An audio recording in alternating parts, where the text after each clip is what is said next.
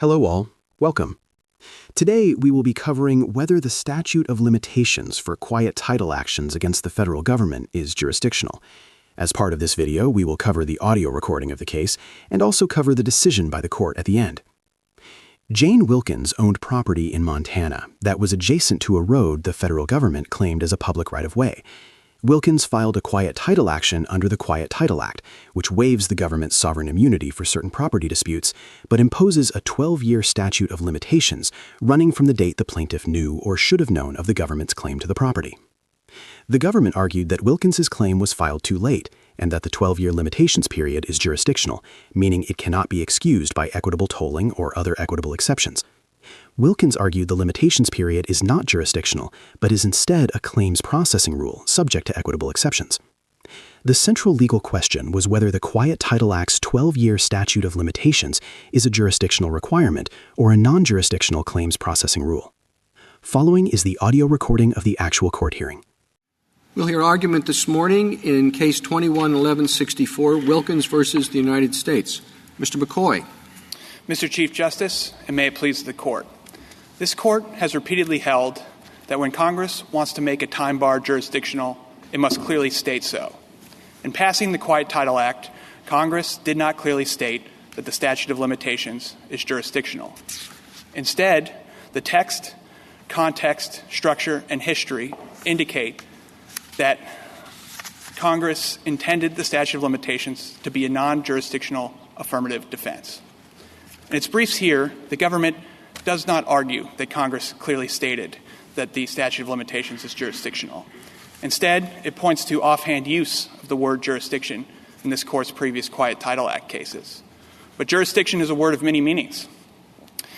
And it wasn't until recently that this Court brought discipline to the use of the term. Prior to that, courts and litigants often used jurisdictional to refer to mandatory but non-jurisdictional time bars and other prescriptions. That is what happened in Block and Motaz. Nothing in those cases indicate this Court was using jurisdiction in the fundamental sense. The issue was not presented to this Court. The parties did not cross swords over it. And the outcome did not turn on subject matter jurisdiction. As a result, whether the Quiet Title Act's statute of limitations is jurisdictional is an open question. And because Congress did not clearly state it is, courts, including this Court, should treat it as non-jurisdictional. I welcome the Court's questions. Mr. McCoy, going beyond the text just for a bit, what do you do with the fact that the statute of limitation occurs in the context of a waiver of sovereign immunity? Well, Your Honor, as this Court has said in Wong, or as this Court recognized in Beckler last term, a waiver of sovereign immunity is not necessarily a jurisdictional prerequisite. And what this Court has done is it has construed statute of limitations and other time limits when there was a waiver of sovereign immunity strictly, but construing it strictly is different than jurisdictional and whether it is a jurisdictional time bar. But I think, haven't we been quite careful to treat the conditions to waiver of sovereign immunity as jurisdictional or mandatory? Well, mandatory, yes, Your Honor, but mandatory is different than jurisdictional. And Beckler was a waiver of sovereign immunity. This court found that the time bar was non-jurisdictional, even found that there was equitable tolling in that.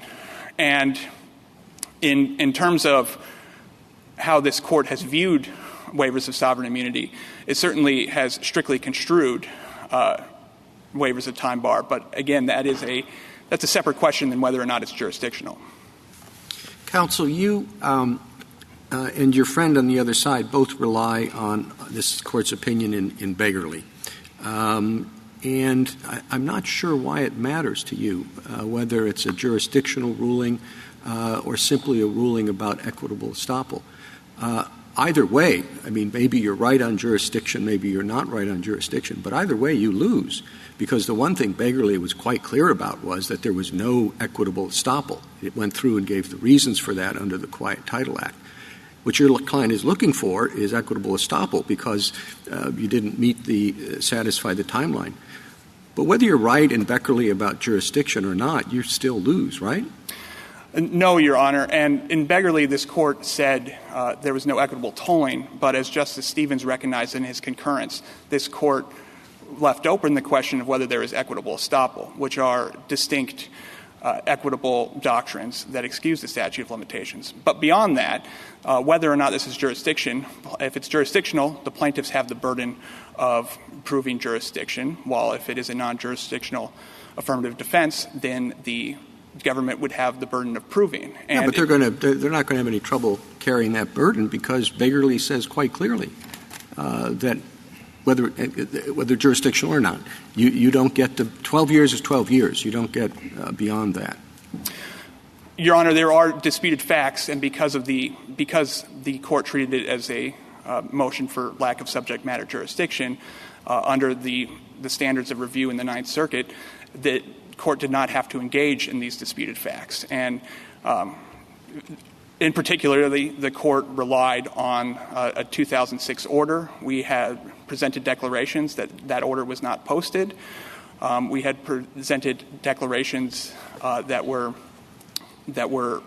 contradictory to how a reasonable person would interpret the maps, including statements from the Bitterroot National Forest itself that said that those maps were unclear, and that is why they engaged in the travel management process. And because it was a jurisdictional burden, the district court did not engage with those disputed facts, and as a result, we did not get past the motion to dismiss stage, did not even get to a motion for summary judgment to be able to make those claims. And to determine whether or not we would lose, this court only needs to look at the magistrate judge's findings and recommendations and compare them to the district court's findings and recommendations. Counsel, a quiet title action is tried by a judge, correct? Yes. Not by a jury. And the judge here said all of the evidence you pointed to, it looked at and said it considered all the evidence that you provided and the government provided, and that it was, quote, abundantly clear that a reasonable person would have known of the government's adverse claim. So I don't know whoever bears the burden. That was the court's findings. So I don't know how you win, but you're going to have to explain that to me and go back to Justice Roberts' question, which was, even if I give you that Justice Souter and Stevens thought that Beckerley only dealt with equitable tolling and not equitable estoppel or fraudulent concealment, what facts do you have to claim equitable estoppel? I always thought this was a tolling case, not an estoppel case. Well, Your Honor, first, just to the question of whether the statute of limitations has run, as the court said, this is at Cert Appendix D3 of the opinion, that when resolving a motion to dismiss, the court did not have to hold an evidentiary hearing. And again, as I said, for the 2006 order, we have declarations that dispute that, and we do think that an evidentiary hearing to weigh the credibility of witnesses is necessary for that. As to equitable estoppel, again, this is on JA 6.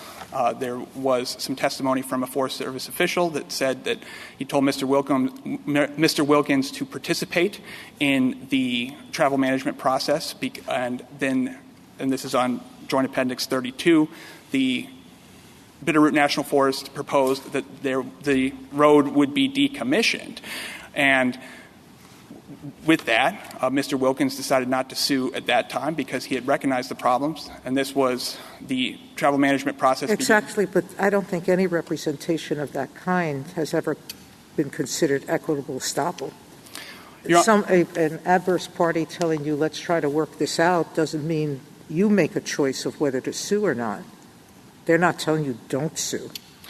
Your Honor, under equitable estoppel, if the adverse party makes representations that it will be resolved, that is one factor in the analysis for equitable estoppel.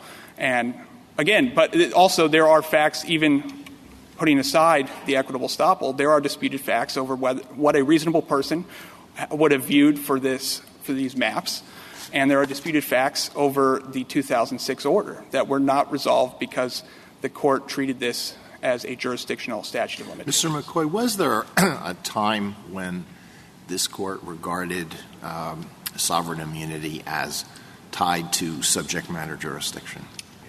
Your Honor, as this court said in John R. Sand, prior to Irwin, there was an ad hoc approach. And as I said, certainly a waiver of sovereign immunity, this court views waiver of sovereign immunities strictly. But it was still an ad hoc approach, even for example, in John R. Sand, what was at issue was the previous cases for the Court of Claims statute, which became the Tucker Act. And it looked, the previous cases also applied an ad hoc approach to that.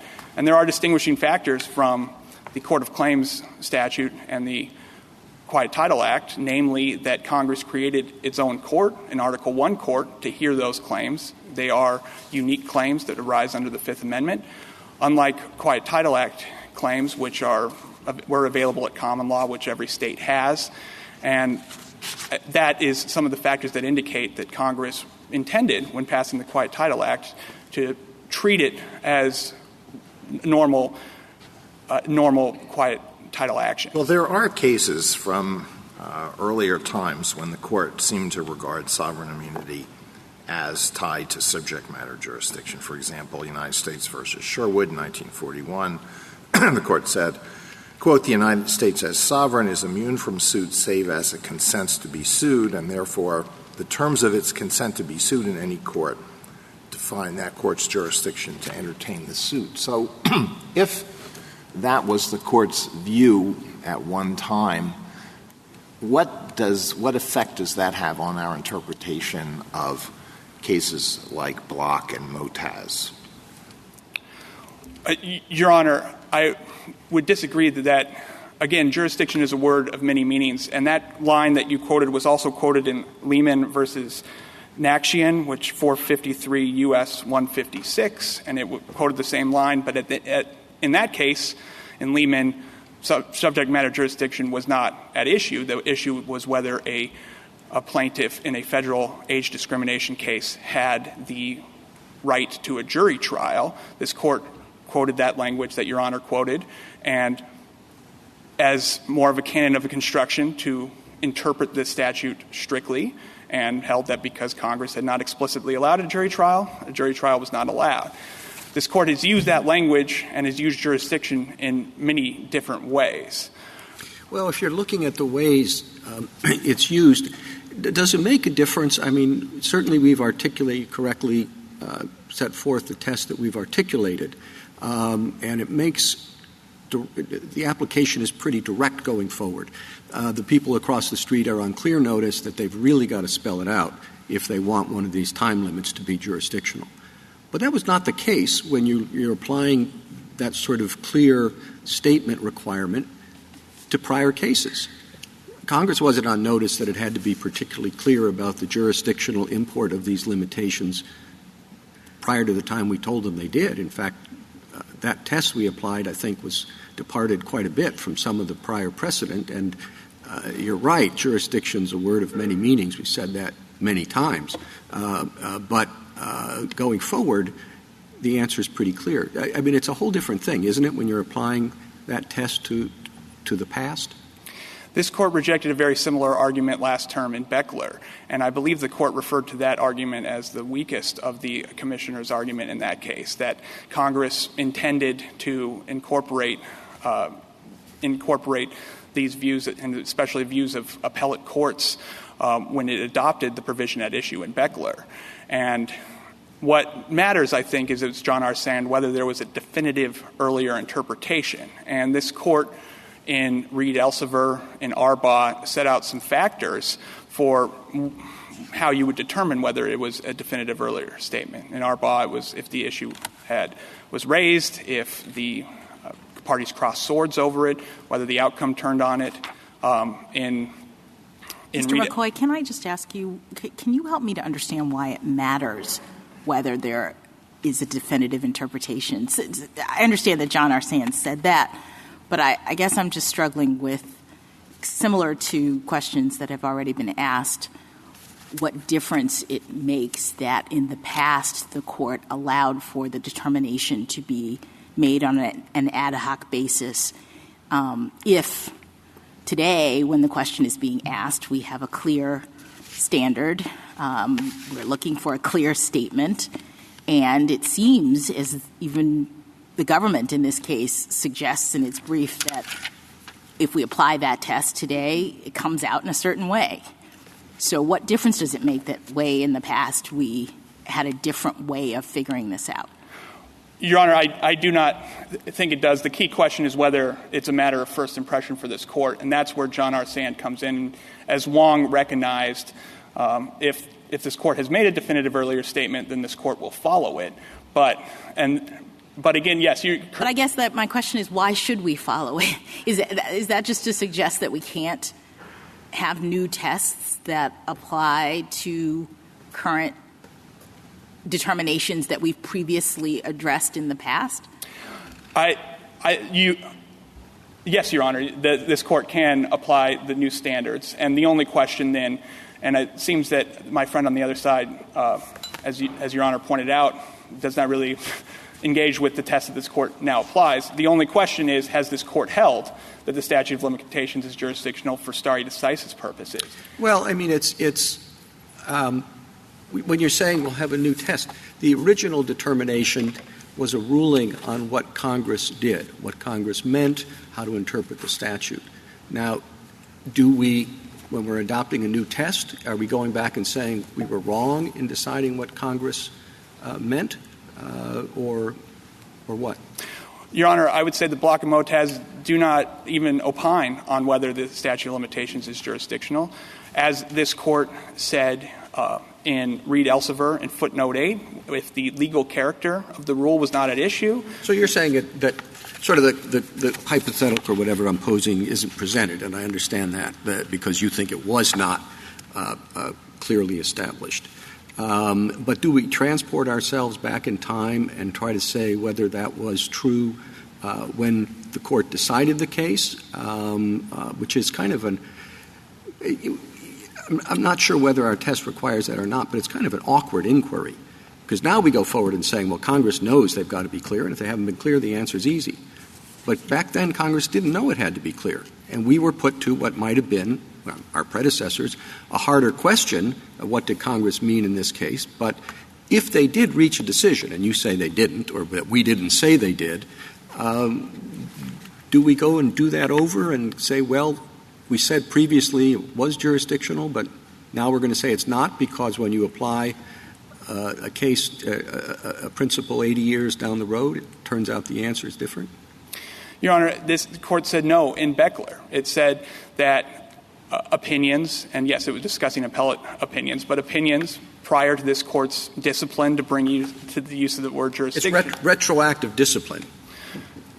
Yes, Your Honor, because jurisdiction, and as this court admittedly holds, it's been inexact when it has used jurisdiction. And so, and as this court said in Eberhardt and in Kondrick, that this court has sometimes used jurisdictional to mean mandatory. And that is what this court was indicating in Block. In Block, it said that what this court said was that the district court had to engage with a valid affirmative defense. The question presented was, is a statute of limitations a valid affirmative defense when the plaintiff is a state? This court said yes and remanded for that. Well, in Block, the court said, quote, if North Dakota's suit is barred by the 12-year time limitation, the courts below had no jurisdiction to inquire into the merits. Now, if the court had said the courts had no subject matter jurisdiction to inquire into the merits, would that decide this case? That would be a stronger indication because the court would have clearly been saying subject matter jurisdiction. But in Block, as Judge Easterbrook said in his opinion in Wisconsin Valley, Block is another example of this court using the term jurisdiction loosely. And that is why the Seventh Circuit did not feel bound by Block. Well, if it had said subject matter jurisdiction, you said that would be stronger. Would it not be dispositive? unless we're going to say that that we're overruling Block, or Block has already been overruled? Yes, I think if it had used subject matter jurisdiction in... Okay, so... I think you're giving too much away there, Mr. McCoy. Well, maybe Mr. McCoy could answer my next question, which is... Although Justice Kagan and I like to ask each other questions. I'll reciprocate. But anyway... We haven't even given me a chance to, but okay, go ahead. Now I've forgotten what my next question is. Well, let me rephrase my answer. I know. It's come back to me. So are you advocating a magic words test? So if Block says subject matter jurisdiction, okay, that's stronger or maybe as strong as it can get, but they have to use, in interpreting a past decision to determine whether the court was talking about subject matter jurisdiction or a mandatory claims processing rule, they have to use the magic words. No, Your Honor, and even using subject matter jurisdiction, this was a similar situation that was in Arbaugh, where the court had referred explicitly to subject matter jurisdiction in the previous Title VII cases, and this court held in Arbaugh that was not. And overall, one of the key questions is, if this court were to overrule Block, what would it overrule? This court overruled holdings. The holding was that the Quiet Title Act statute of limitations applies to states. That was not the holding. So there really is nothing to overturn in that case. Maybe Justice Kagan wants to ask you a question. No, I'm good. I'll ask a question then. I'll jump in. So I'm still sort of interested in the Chief Justice's points about the rule of decision and how it is that we determine whether or not something is jurisdictional, and that we used to do it in a different way in the past. And now we have a clearer standard. And it appears that from Beckler we said, well, we don't go back and do it over again. But I guess I'm wondering, if we don't do it over, how do we get everybody on the same page around this kind of determination? It seems to me that you could then have, if we've spoken to this in the past before and we've labeled it jurisdictional, and under today's test the answer would be non-jurisdictional, but we're stuck because we previously spoke to it, then you might have a situation in which, near identical, if not identical, statutory provisions that have the same text, structure, and even history related to this time bar question would have different legal results about the characterization, because some of them we had spoken to before and we said jurisdictional, and the new ones, the ones that we hadn't spoken, maybe they're old. They were passed by Congress at exactly the same time, but we never had the question before about that provision. And that comes to us today, and we apply the new rule because we don't have. And that seems to me a really messy and odd way, as opposed to just saying, today we have a test, you're bringing this question. I thought the question presented here was, is this jurisdictional? You're bringing it to us today, and we're going to apply the test we had today. And to the extent that it's different than what we said in the past, we just chalk it up to the fact that we have a new rule of decision.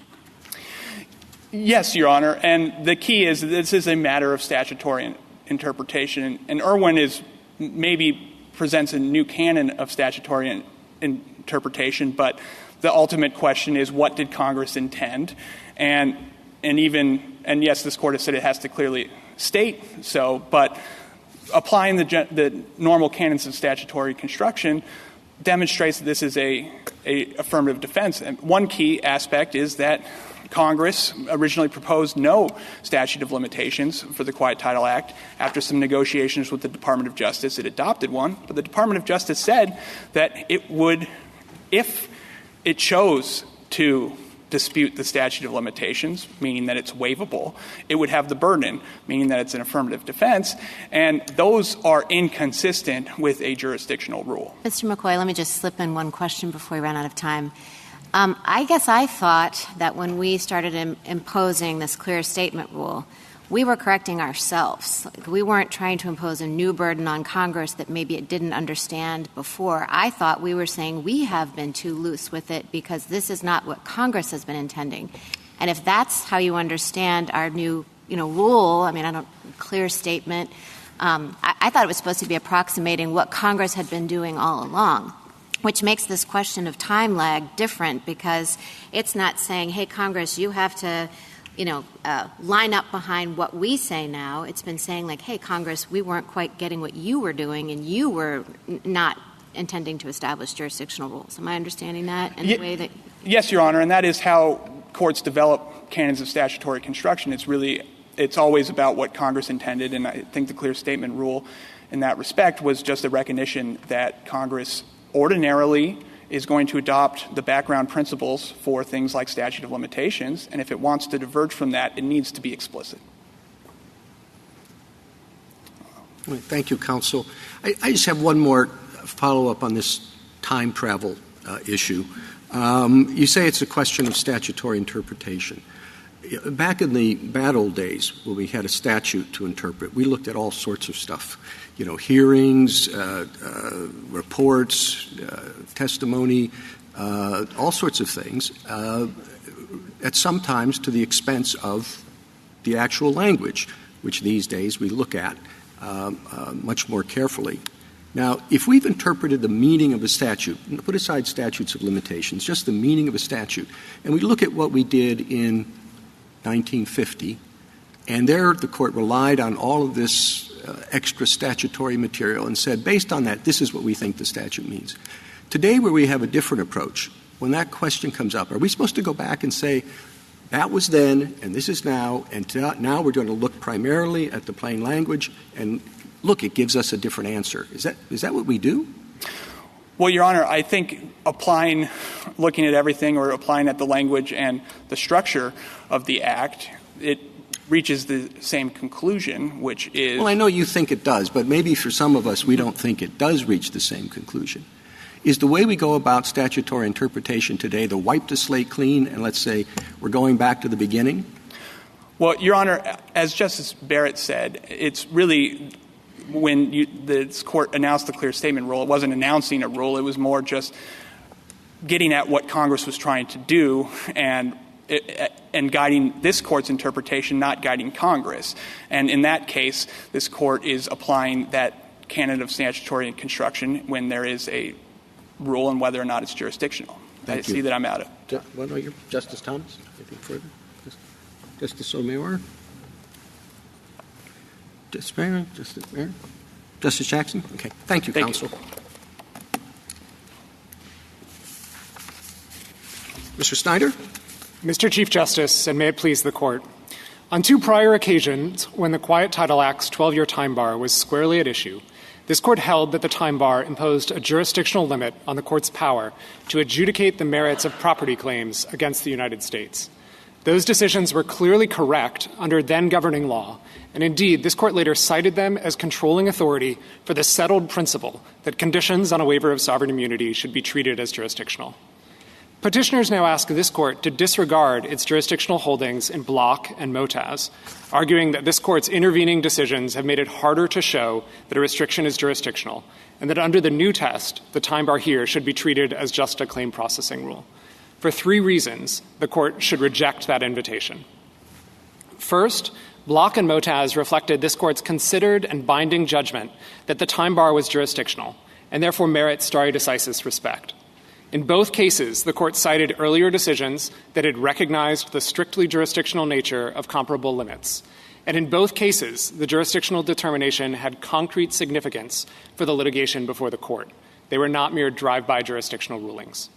Second, when Congress amended the Quiet Title Act in 1986, it ratified the jurisdictional determinations of not only this Court, but also of the Courts of Appeals, which had uniformly agreed that the time bar was strictly jurisdictional.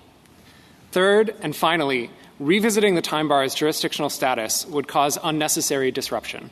At a broad level, it would leave the lower courts confused about when they have to comply with this Court's applications of governing law.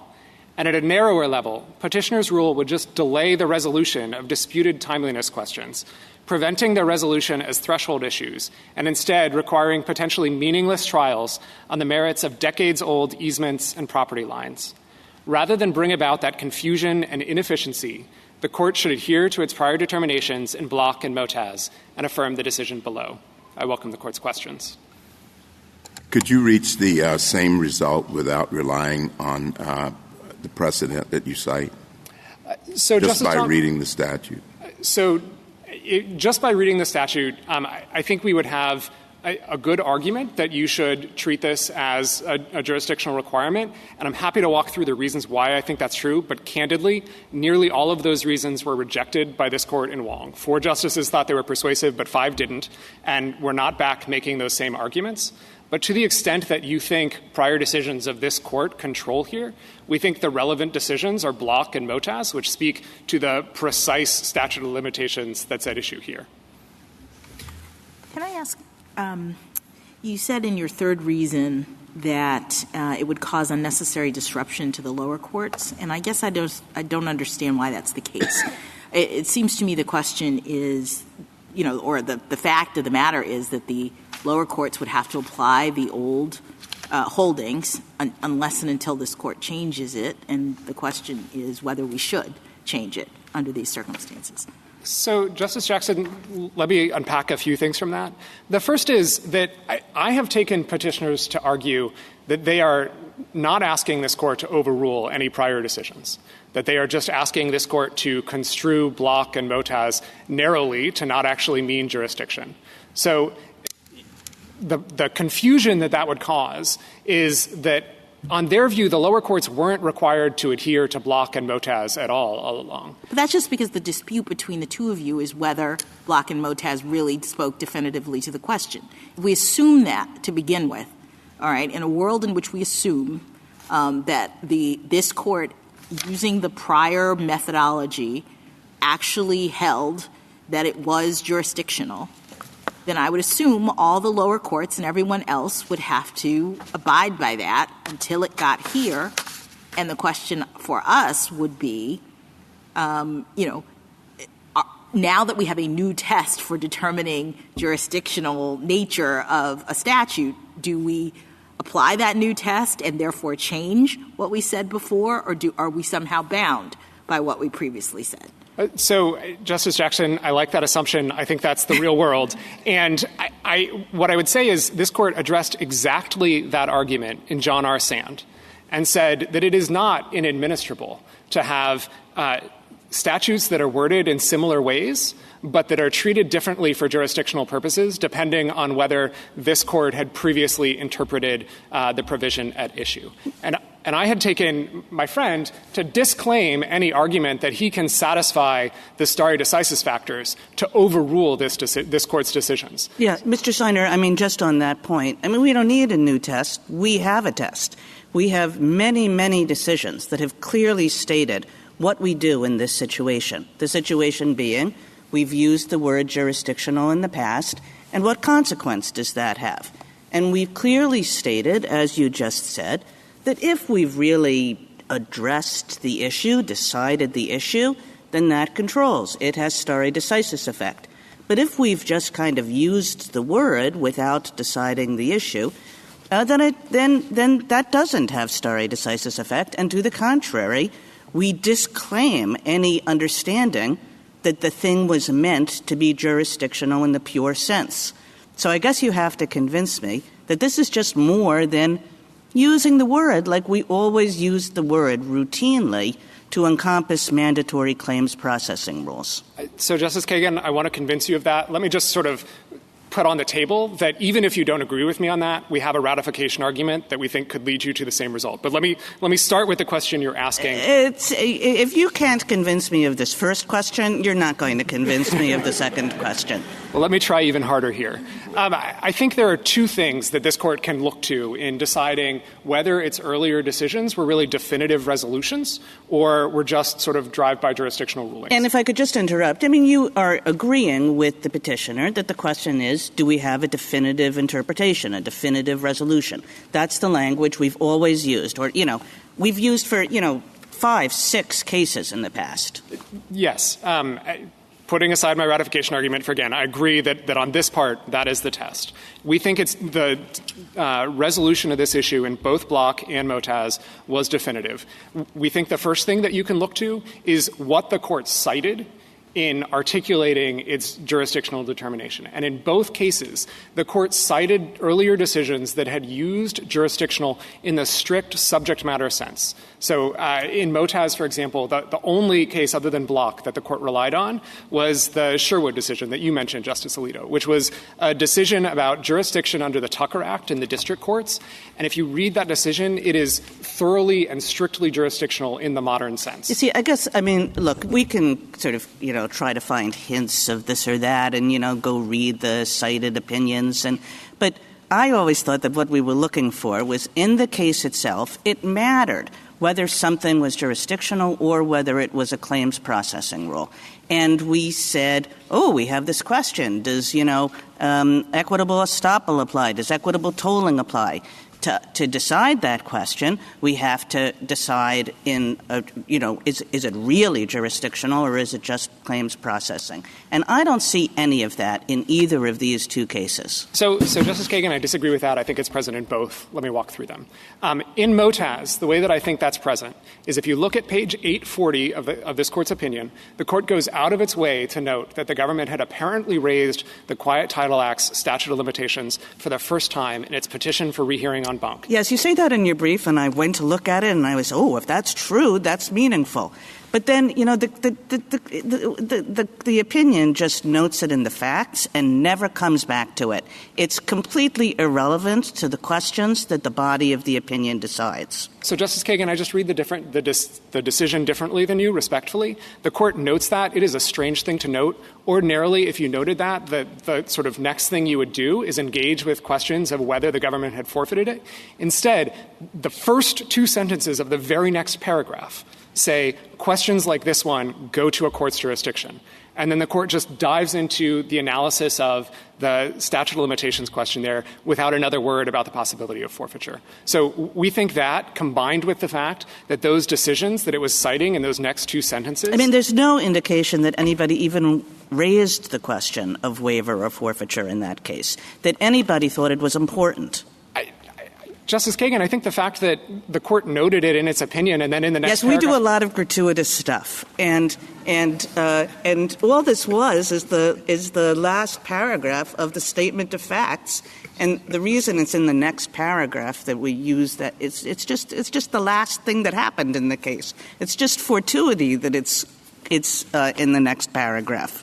Maybe I have more respect for the structure of the opinion than you do, or view it differently. You're better positioned to know, I suppose. But Mr. Snyder, also, if you go back and look below, it seemed like in the Eighth Circuit there was confusion in that case about whether the Quiet Title Act even applied. So the waiver issue, if you really want to dig in not just to extraneous statements but to what happened below, it's not clear that that was in the case. So Justice Barrett, I agree with that. And candidly, if we had needed to, I'm certain that we would have argued that it was not forfeited for other reasons. My point is just the court didn't need to get into any of those reasons because the court said this wasn't raised until the petition for rehearing on Bonk.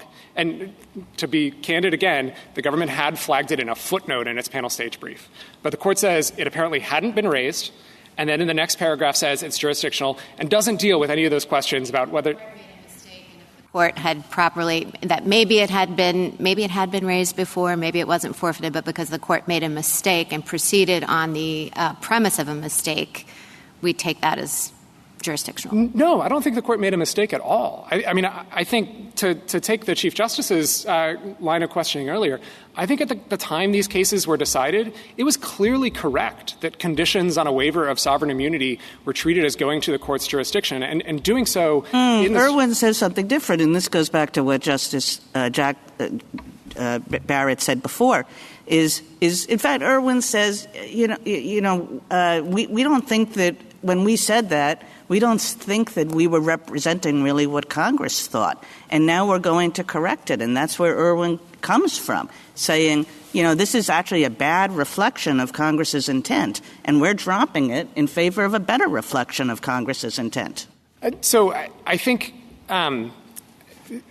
It's true that the court said that in Irwin. The court says that it had sort of taken an ad hoc approach to this in this area. But both of the decisions that Irwin said sort of were on the other side of this, as treating these kinds of conditions as non-jurisdictional, were in 1985 and 1986. So they were after Block was decided. At the time that Block was decided, this court's precedents recognized that conditions on a waiver of sovereign immunity went to a court's jurisdiction. Now, in Irwin, the court decided to change that assumption, but I think it is just indisputably true that at the time that Block was decided, this court treated those limits as jurisdictional. And so the fact that the court said that at the time, we don't think was a mistake under the then prevailing law. We think that accurately reflected this court's doctrine. The fact that this court later adopted a new test that it applies on a prospective basis when it's addressing statutes that it hasn't previously encountered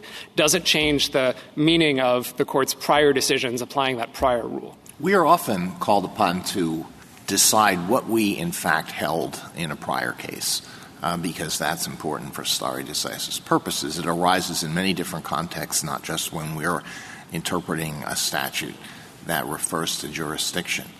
Do you think that the test for determining what we held in a prior case, and therefore what is protected by stare decisis, is different in this context, that special clarity is required here, or is it the same test that we use in other contexts? I think it's the same test that you use in other contexts. I don't think there's any reason to apply a different test in evaluating this court's jurisdictional decisions to determine whether there were holdings and what those holdings meant than in other contexts. And I acknowledge that there are cases where this court has used jurisdictional in a loose sense or has used jurisdictional just in the course of sort of describing the background of a statute. So in Fort Bend County, for example, this court was dealing with whether the charge filing requirement under Title VII went to the court's jurisdiction. And it acknowledged that in McDonnell Douglas it had described that as jurisdictional in sort of the background section of the opinion. But it hadn't been at issue there at all. And so the court said it wasn't bound by that. And you'd agree, just to follow up on Justice Alito's question, that when we are trying to figure out what we've held in a prior case versus what's extraneous, dicta, we've often cautioned parties against reading our opinions like statutes and giving talismanic effect to every word. So I agree with that, Justice Gorsuch. My colloquy with Justice Kagan earlier was intended to indicate that we think the jurisdictional nature of the statute of limitations here. You just think you clear that bar. We think we clear that bar. But you understand that even no judge wants his or her work to be read for every last period, comma, jot and tittle the way we'd read a statute. That's correct. I understand that. There's a degree of judicial humility required about our own past work. So I appreciate that. We think we do satisfy that bar. We think that, as I was talking about with Motaz, the significance there was not just in the use of the word. We think it was the fact that it used the word jurisdictional rather than dealing with forfeiture issues. If I could turn to Block and why I think the jurisdictional determination really mattered in Block as well. The court there cited earlier decisions that had used jurisdictional in the context of conditions on a waiver of sovereign immunity in a strict sense, including Soriano, for example, which is one of the cases that this court cited in John R. Sand. And then in the closing paragraphs of the court's opinion, in issuing the mandate for what the courts below should do on remand, the court said that whatever the merits of the title dispute may be, the federal defendants are correct. If North Dakota's suit is barred by the statute of limitations, the courts below had no jurisdiction to inquire into the merits.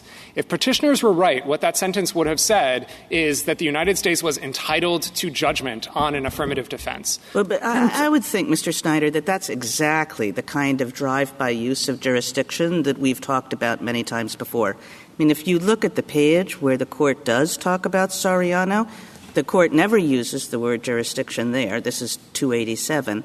And in fact, what the court is saying is that we've been unclear about what interpretive principles to apply to, statutes of limitations and other conditions on sovereign immunity. Do we strictly construe them and so forth? And so the issue on that page is really about how do we go about interpreting waivers of sovereign immunity. It's nothing about this jurisdictional question. And then on page 292, 5 pages later, it says, the suit is barred, and so the courts below had no jurisdiction. I mean, that's just the very standard thing that we've noticed in many of our opinions, which is that instead of saying, so the court shouldn't have addressed the issue, we say, so the court didn't have jurisdiction over the issue, because we're not making a clear distinction between real jurisdiction and other reasons not to address issues. So, Justice Kagan, again, I respectfully disagree. I think the fact that the court said they had no jurisdiction to address the merits had a great deal of significance there because the district court had already held a trial in the case. And so if petitioners were right, the most the United States would have gotten was a judgment saying that we had prevailed on our affirmative defense, and so the district court was not going to affirmatively quiet title in North Dakota. But North Dakota's hope was to keep those factual findings from the trial in effect in the hope that they could use them for preclusion purposes if the issue came up again in the future. Counsel, I'm sorry. Maybe I'm too simplistic. I think I might be. But in neither of those two cases was there an issue of equitable tolling, equitable concealment, fraudulent estoppel. In each of them, in one of them it was, does the 6-year statute apply or does the 12-year statute apply? So I have an almost impossible time understanding that the court was focused on, thinking about, believing it was ruling that this was subject matter jurisdiction in some firm way. Certainly there are suggestions of it, but that wasn't the holding of Brown for sure. And Motaz was the same thing. Nobody was raising an equitable reason to toll. Everybody was just focused in on which statute applied. Or I don't understand. Why is my simplicity out of joint? I don't think it's simplicity. So in Motaz, we think that there was a question about forfeiture, and we think that the way the court addressed that question about forfeiture was rather than dealing with sort of the complicated posture of the court below. Well, the problem is, if it was forfeited, we had no reason to rule at all. Meaning, if we take pure subject matter jurisdiction, and the court thought it can be raised at any single time. That was the belief back then. So whether it was raised in a petition for rehearing or it was raised even after, a party could raise it at any point and the court had to satisfy itself of jurisdiction. Yet this court didn't. So, Justice Sotomayor, that last part is where I disagree with you. So what I'm arguing about Motaz is that if the court in Motaz had understood the statute of limitations to be non-jurisdictional, then the fact that the government had apparently pressed it for the first time in a petition for rehearing en banc below would have led the court to engage in a forfeiture analysis and decide whether it Why? really... That's something you leave for the court below. That's not something you as a court can choose to ignore. If you raise lack of subject matter jurisdiction, we have to address that question. So that's exactly my point, that the reason this court addressed it was that this court understood it to go to subject matter jurisdiction. If this court had thought that it was non-jurisdictional, the court would have needed to talk about forfeiture. It didn't talk about forfeiture because, as it said in the very next paragraph, conditions like this one at the time went to subject matter jurisdiction. And the other thing I'd say is that I think it's a little unfair to sort of critique these opinions because they didn't go on at length about... So why don't we do something and require that the opinion speak clearly? Isn't that what we have said in Wong and Irwin? We've depended on whether the court has spoken to the issue. So unless we have a clear statement that that was what was litigated, why would we try to give stare decisis to issues that weren't identified by the court? I mean, so in Motaz, the court says that conditions on a waiver of sovereign immunity go to the court's jurisdiction, and the next sentence identifies statute of limitations in a case where the statute of limitations here was at issue as among those conditions. And then, for the reasons I've explained, we think it was directly at issue there. The point I was going to make about the court not going on at length about this is it sort of creates this strange world where points that were very obvious and straightforward at the time get less respect today. At the time, it was obvious that this was a question of jurisdiction because that was the prevailing rule that this court applied. Well, that, again, is relitigating, I think, Irwin. But I mean, just one way to think about it is take the case where we do say, look, there's a rule here. We've said it, John R. Sand, and so we have to respect our precedent. So the reasons that John R. Sand gives for that, it goes through two opinions at great length, two prior opinions, saying that the plaintiff had asked for equitable tolling or that there was a question of waiver. And in each of those two cases, it would have made a difference whether the rule was jurisdictional in the strict sense or not. And that's the kind of proof that we've required. In other words, look back. This mattered to the court, and the court fully considered it. And if we were to write the opinion coming out your way, we couldn't do anything that comes close to what John R. Sand looks like. So, Justice Kagan, again, I just respectfully disagree. I think it didn't matter in the same ways in Block and Motaz that it did in the cases that the court cited in John R. Sand, but it mattered. It allowed the court to deal with the issue without concerning itself with forfeiture in Motaz. In Block, it dictated the course of the proceedings on remand. On remand, North Dakota tried to keep the findings of fact that had been entered in the earlier trial, but the Eighth Circuit sort of a contemporaneous understanding of this court's decision in that very case said, no, this issue is jurisdictional, and therefore the proper remedy, even though there's already been a trial, is to remand to the district court and dismiss the complaint, notwithstanding the fact that there had already been a trial. A few years later, after Congress amended the Quiet Title Act, North Dakota was able to sue again. And this time around, because those findings had been vacated, the United States was successful on the merits, whereas previously it had been unsuccessful. So the jurisdictional treatment was dispositive of the conflict at issue there. Justice Kagan said you were relitigating Irwin. I just want you to know that I would intently listen to such an argument. But I think it's the amicus in this case that suggested there were other consequences to whether this provision was jurisdictional than the equitable tolling or equitable estoppel. And one of them was that the government, I don't know if it won't or can't, enter in the settlement negotiations if the bar is jurisdictional. And I wanted to find out what exactly the government's position was on that. So I think that it's true that if the bar is jurisdictional, the government would not be able to enter into pre-litigation agreements to toll the statute of limitations. But in those circumstances— Well, I guess it wouldn't say it's to I question the predicate, saying if it's true that it's jurisdictional, then you can't do this. But what if the whole point is the jurisdictional aspect is being litigated? Like here, could you enter into negotiations here and settle this case? Because whether it's jurisdictional or not is up in the air. So we could settle this case.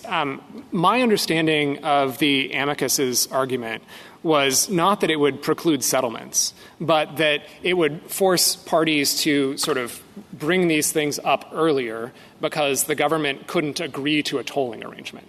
Now, we don't think that's a serious concern because the Quiet Title Act already provides a generous 12-year statute of limitations. We think that's ample time once you know or should know of your claim to reach a resolution of that claim with the government without needing a tolling agreement. And if you run up to that bar, it would be possible to file suit and then ask a court to stay the litigation while you try to negotiate it. But I do want to address some of the other consequences of the jurisdictional versus non-jurisdictional line. One of those deals with the practical consequences of petitioner's position in litigating Quiet Title Act cases. If you look at pages 18 and 19 of our brief in opposition and 19 and 20 of our merits brief, we point to 9 different courts of appeals that have all treated this rule as jurisdictional, in some cases going back decades. And in those circuits, when a timeliness question comes up, that timeliness question can be resolved at the outset of the case. We think that's important because, as this court explained in Block, one of the primary reasons the executive branch was so insistent on having a 12-year statute of limitations in the Quiet Title Act was a concern about the burden on the executive branch of needing to litigate stale claims. But one could make that argument with respect to any statute of limitations. It always serves the value of repose. But we have to respect what balance Congress struck, not what balance we might prefer. And one can make an argument that it also serves some useful value to not have a strict statute of limitations as a jurisdictional bar, right? I mean, you can see there are policy arguments on the other side, I'd assume. So I think the policy arguments on the other side are especially weak in this case. I'm sure you do. I'm sure you do. But you'd agree that a rational Congress could disagree with that. I would agree that a rational Congress could disagree with that. I don't think a rational Congress should, of course. I understand. But could. And so why isn't that the end of the policy arguments? Because respectfully, this court has looked to those policy arguments in explaining why it's particularly reluctant to treat provisions as jurisdictional. And so I think it's relevant here that those policy arguments just apply with less force or cut in a different direction in the Quiet Title Act context. There are two things in particular that I'd point to. The first is that in Arbaugh, one of the reasons that this court gave for preferring non-jurisdictional to jurisdictional readings was that that line can affect the decision maker that decides any disputes of fact. But in the Quiet Title Act, whether this is resolved at the 12b1 stage or after trial, it's going to be resolved by the exact same decision maker. Justice Sotomayor, you were asking about what difference this will make in the case. The reality is that the district court here has already looked at all of the timeliness evidence. I don't think it disregarded that evidence. It was just that 12b1 allowed it to consider all of the evidence. I'm not sure how that cuts. You're saying it's going to be very efficient either way. The district court's going to be able to get to this rather promptly, whether it's 12b1 or a motion for summary judgment. It's going to be before the judge. You don't have to go to a jury. It's just going to be who bears the burden. And I understand the government would prefer not to carry the burden, but that's just policy talk, right? No, I don't think so. The burden, I don't think matters very much. It will matter in the cases where the evidence is completely in equipoise. But other than that, that burden question I don't think is going to be significant. The concern that I'm identifying is the one that this court talked about in Block as leading to adoption of the statute of limitations, which is a concern about the burden of litigating stale claims. Well, what do we do about the government's own representations when it proposed this 12-year statute of limitations that suggested if the government chooses to raise the issue, which is a suggestion that the government itself — now, I understand the government can change its views. I understand. But the government itself, at least at one time, thought this was something other than subject matter jurisdiction when it proposed the law. So, Justice Gorsuch, if you want to consider the legislative history — I thought that might be effective. I'm asking you about the government's own positions. We understand those representations very differently. What the government said was that the plaintiff would merely need to allege that he didn't know or had no reason to know of the claim. Now, on their view, the plaintiff wouldn't even need to allege that. If this is an affirmative defense, the plaintiff doesn't need to say anything at all about it. What about the subsequent sentence? So, I mean, in another world, if the sentence were written differently, I suspect we'd have a call for deference to it. Instead, you're running away from it. So what about that other sentence? I'm not running away from it at all. What we said in that next sentence was if the plaintiff makes that representation, then the government would have the burden of overcoming it. And I think that's absolutely true. I mean, once you have a case where on one side of the ledger you have the plaintiff's declaration that he didn't know and couldn't know about the existence of the government's claim, then, of course, now that you've got evidence on one side, the government needs to come forward with evidence on the other side. So the burden would always rest with the plaintiff if it's jurisdictional, though, the burden of persuasion. Yes, the burden of persuasion. I don't think that letter was speaking in precise terms about the burden of persuasion. So the government's letter wasn't speaking precisely. Okay, all right. Thank you. I mean, the government's letter was talking about the practical — I'm sorry, I see my time has expired. You can finish your sentence. Was speaking about burdens. We think that the burdens to be concerned with are the burdens of litigating stale claims, which petitioner's rule would require a trial for. Justice Thomas? Justice Alito? What do you make of the 1986 amendments? So, Justice Alito, at the time that Congress adopted those amendments, Every single one of the courts of appeals to have addressed this issue had held that the statute of limitations was jurisdictional. My friends say that they were just sort of using language loosely. That's not true. If you look at the decisions that we cite at 19 and 20 of our brief, the First Circuit had held that because this went to jurisdiction, it was required to raise it sua sponte on appeal. The Third Circuit held the same thing. The Eighth Circuit on remand in block held that because it was jurisdictional, the remedy was to remand and dismiss the complaint even though there had already been a trial. So we think Congress is presumptively aware of those decisions. And then you have the additional fact that this court had in Block and Motaz described this limit as jurisdictional. And even if you didn't think that those were square holdings of the court, I think they crystallized attention on this consensus in the lower courts in a way that the court hasn't encountered in prior cases and make it that much more obvious that Congress, when it acted to amend the statute of limitations in direct response to Block, but did nothing to displace this jurisdictional treatment, intended to ratify that treatment. Justice Sotomayor? Justice Kagan? We wasted a lot of time in Beggarly, if you are right. And if you're right in Beggarly, we could have issued a summary opinion just citing these two cases. But we didn't do that. We said, is equitable tolling available under the Quiet Title Act? And we went through an extended analysis of the text, of the history, and we addressed that question. If you're right, we had two precedents saying equitable tolling was not available because this is jurisdictional. So, Justice Kagan, of course, the holding in Beggarly fully supports us here. The fact that equitable tolling— That's not the question, Mr. Steiner. The question is, why was all of that opinion necessary? So at the time that this court decided Beggarly, it was frankly unclear what the court had done in Irwin. So I mentioned earlier that one of the decisions Block relied on was Soriano. Justice White's separate opinion in Irwin disagreed with the majority's new presumption. And one of the things he said was that it directly overruled Soriano.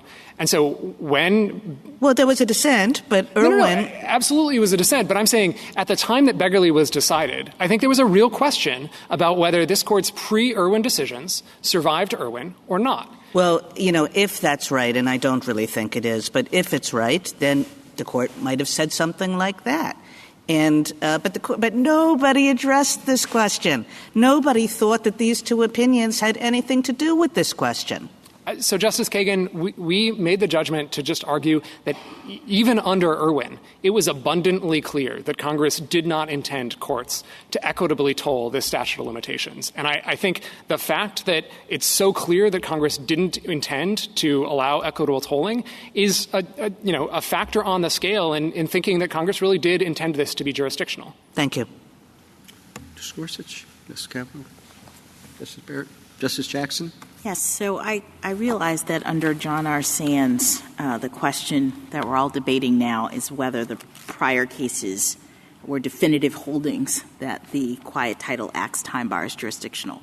But can I just, for a second, ask you to hypothesize a world in which we didn't have a prior case about this issue, and so we were applying what we now understand to be the way in which you determine the question of what Congress intended about the jurisdictional nature of this. In that world, is the government's position, and I wasn't quite clear from pages 12 and 13 of your brief, is the government's position that this would be jurisdictional under the current test? So, Justice Jackson, let me identify the sort of four things that we would point to as supporting a jurisdictional treatment here.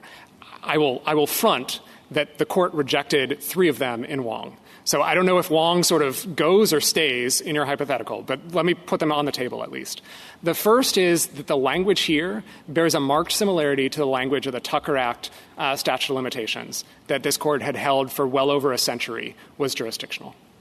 The second is that to the extent there's a difference between this language and that language, it cuts in favor of treating this language as jurisdictional. The Tucker Act provision said every claim shall be barred. This provision says any civil action shall be barred. And so the difference there is that this provision is speaking more to the court's power to adjudicate the claims than to the underlying merits of the claims. That's the one that was not at issue in Wong. The third is that this language is definitive. It doesn't invite Congress or it doesn't invite the courts to make exceptions. And the fourth is that this arose in the context of a waiver of sovereign immunity, which the court at the time that this statute was passed in 1972 had repeatedly said conditions on a waiver of sovereign immunity go to the court's jurisdiction. Now, again, the court rejected most of those in Wong, and candidly, I don't think the one more that we've added here would have changed the outcome in Wong. But those are what we would point to. Thank you. Thank you, counsel. Mr. McCoy, rebuttal. Thank you, Mr. Chief Justice. On the point about congressional acquiescence, as this court said in Alexander, appellate courts' interpretations provide little weight in the interpretive process of what Congress meant, and that inaction is not an acquiescence to it. And as for the appellate court's opinions on how they treated it, as Justice Gorsuch said yesterday in oral argument, appellate courts say a lot of things. That does not make it stare decisis on this court. And ultimately, the question is, what did Block and Motaz say? And my friend's rule would make it more confusing for lower courts. So we spend a lot of time digging deep into what Motaz said, even looking at oral arguments. But what this court has said in John R. Sand, and as Justice Kagan said, is it a definitive earlier statement? Was it the holding? That is a clear factor for lower courts to decide if they are presented with an issue like this. They don't have to go in. I'd also like to address in the forfeiture argument, although I think, again, it was not in the holding, but the plaintiff there forfeited any argument. As this court recognized, the plaintiff did not bring the claim under the Quiet Title Act at this court. In opening statements, plaintiff's counsel said this case has to rise and fall as a General Lockman Act claim. This is not a Quiet Title Act claim.